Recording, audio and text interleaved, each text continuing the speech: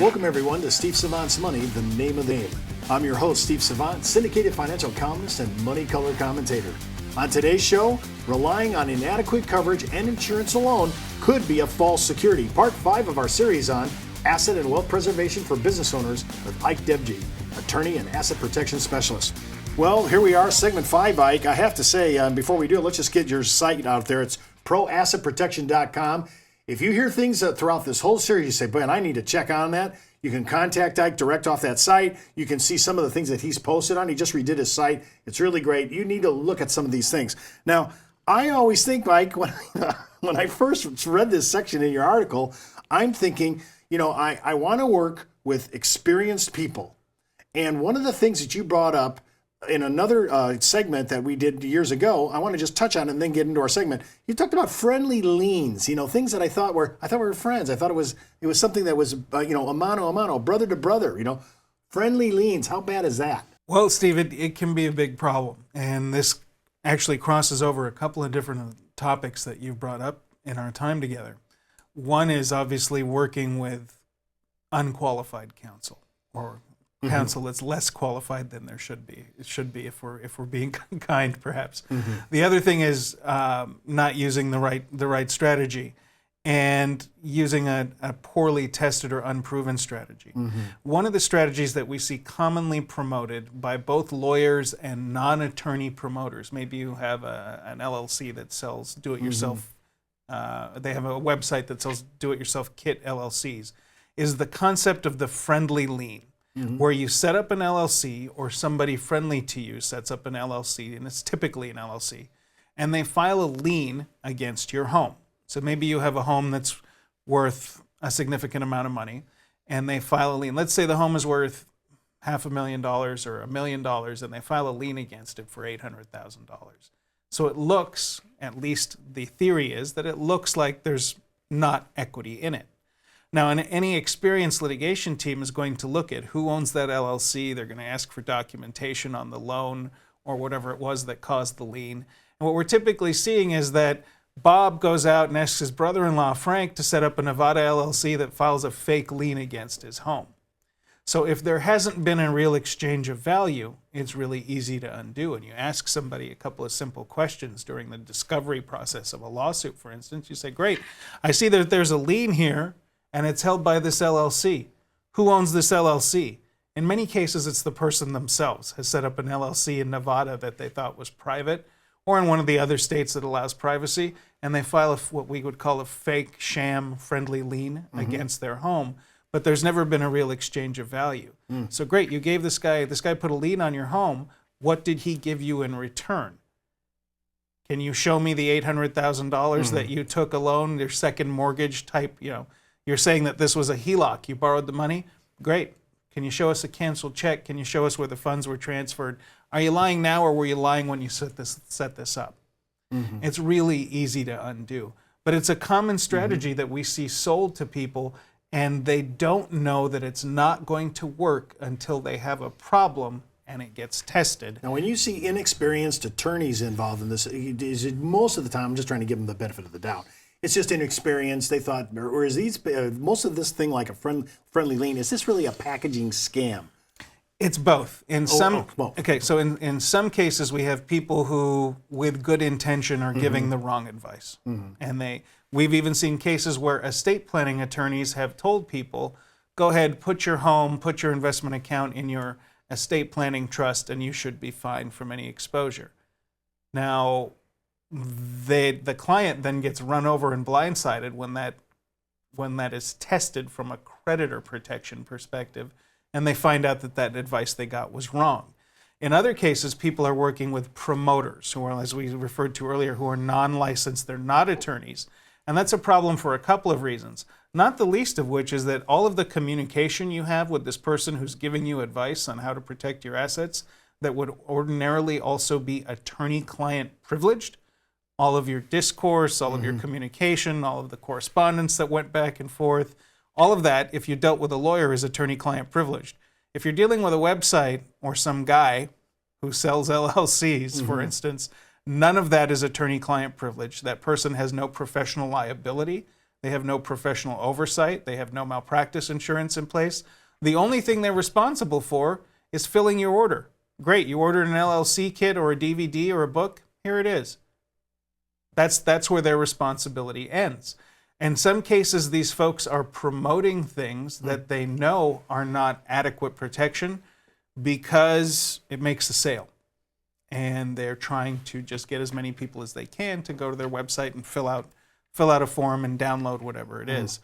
And, so it's a combination of not having the right depth of experience in a particular issue or a particular area of planning in some cases, and in other cases, it's a scam. And as I said, they make promises that are too good to be true. It's secret. It's tax-free. Whenever you hear the word secret, run away. There is no such thing as secret in the law. Even if it's private and can't be, somebody can go up and look it up on Google, if you get sued and you go through discovery, we're going to ask you for every trust, partnership, corporation that you're an officer, member, director, beneficiary of, or have been in the last 5 years. And you're either going to disclose it or you're going to commit perjury. You're going to lie under oath. That's also poor asset protection planning. Well, now that you put the fear of God in me, the other part I want to talk about before the end of our segment here is people rely on insurance alone, or sometimes they're just inadequately insured. But we're thinking, I bought the pup policy. Why am I not done? I'm a huge proponent of insurance. And in fact, any competently drafted asset protection plan would not just include the legal tools that the lawyer is selling, but should include multiple layers of insurance and lots of specialty insurance. In fact, you and I could probably do a whole show on the specialty liability insurance that every business owner should know about and usually overlooks. Let's make that clear. I love insurance and I don't sell it, but I sure as hell make people buy it. And it is an important dollar for dollar first line of defense. But it has its limits. So the PUP that you talked about, most people refer to as their umbrella policy. Most of you viewers have been offered an umbrella policy by their insurance agent. At least I hope they have. And that umbrella policy typically provides some additional coverage over their home and their automobiles. And anyone who drives a car and owns a house, my advice is buy $1 million umbrella policy is the minimum. Everyone, no exceptions. Because they're so cheap. It's $250, $270. I mean, it's nothing. It is the most important $300, $400, $500 a year that you're ever going to spend on protecting every day and everything you've ever worked for. And we routinely see exposures of that nature. I shared with you before we came on the air a story earlier this year where I was actually hired as an anti-fraud consultant when somebody had committed a grievous auto injury and then started trying to move assets after the fact. And that was fraudulent.